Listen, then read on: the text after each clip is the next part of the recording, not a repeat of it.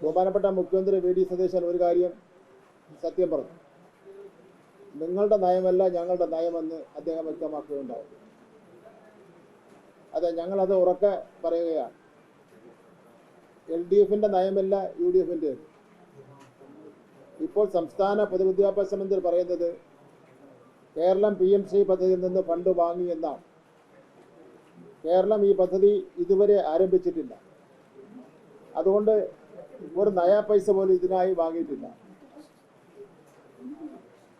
PMC പദ്ധതി നടപ്പാക്കുന്നതിന് 3 ഘട്ടങ്ങളാണുള്ളത്.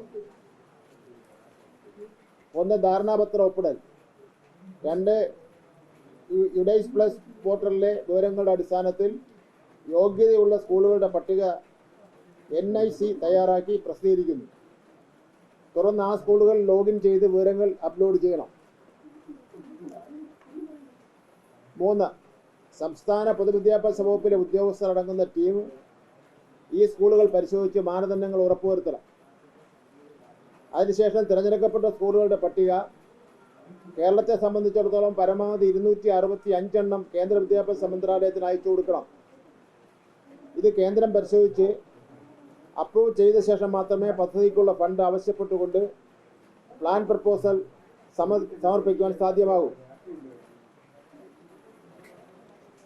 എന്നാൽ ധാരണാപത്രം ഒപ്പിട്ട ആദ്യ ഘട്ടത്തിന് ശേഷം BJP സർക്കാരിൻ്റെ കാവ്യവൽക്കരണ നിർദ്ദേശങ്ങൾ അടങ്ങിയ ദേശീയ വിദ്യാഭ്യാസ നയം അടിച്ചേൽപ്പിക്കുമെന്ന് കണ്ടപ്പോൾ സംസ്ഥാന മന്ത്രിസഭ ധാരണാപത്രം മരവിപ്പിക്കാൻ തീരുമാനിച്ചു.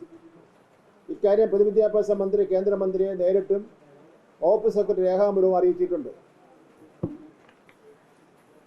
പിന്നീട് പൊതുവിദ്യാഭ്യാസ മന്ത്രി കേന്ദ്ര വിദ്യാഭ്യാസ മന്ത്രിയുമായി നടത്തിയ ചർച്ചയുടെ ഫലമായിട്ടാണ് സമഗ്ര ശിക്ഷ കേരളയുടെ 92 കോടി 41 ലക്ഷം രൂപയുടെ ആദ്യ ഗഡു അനുവദിച്ചത്. ഇത് PMC ഫണ്ട് അല്ല. ഈ തുക വിദ്യാഭ്യാസ അവകാശ നിയമപ്രകാരം ലഭിക്കേണ്ട ആയിരുന്ന റീഇംബേഴ്സ് തുകയിൽ നിന്ന് കേന്ദ്രം അഡ്ജസ്റ്റ് ചെയ്യുകയാണുണ്ടായത്.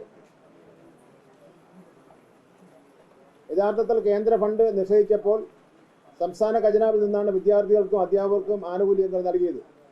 ഇതാണ് സത്യമെന്നിരിക്കെ ആടിനെ പട്ടിയാക്കുന്ന രീതിയിൽ തൊടുന്യായങ്ങൾ പറഞ്ഞ് PMC പദ്ധതിയുമായി മുന്നോട്ട് പോകുവാൻ UDF സർക്കാർ ശ്രമിക്കുകയാണ്. പ്രതിപക്ഷത്തിരിക്കുമ്പോൾ ഒരു നയവും ഭരണപക്ഷത്തിരിക്കുമ്പോൾ മറ്റൊരു നയവുമാണ് ഇവർ സ്വീകരിക്കുന്നത്. സംഘപരിവാർ അജണ്ടകൾക്ക് സംസ്ഥാന സർക്കാർ ഇപ്പോൾ കീഴ്പ്പെട്ട് കഴിഞ്ഞുവെന്ന് വ്യക്തമായിരിക്കുകയാണ്. നേരിന്റെ വാർത്തകൾ നിങ്ങളുടെ വിരൽത്തുമ്പിലെത്താനായി സാഗ് ന്യൂസ് ചാനൽ സബ്സ്ക്രൈബ് ചെയ്തും ഷെയർ ചെയ്തും ഒരു ശരിയായ മാധ്യമ നിലപാടിനൊപ്പം നിൽക്കാൻ ഞങ്ങൾ നിങ്ങളെ ക്ഷണിക്കുന്നു.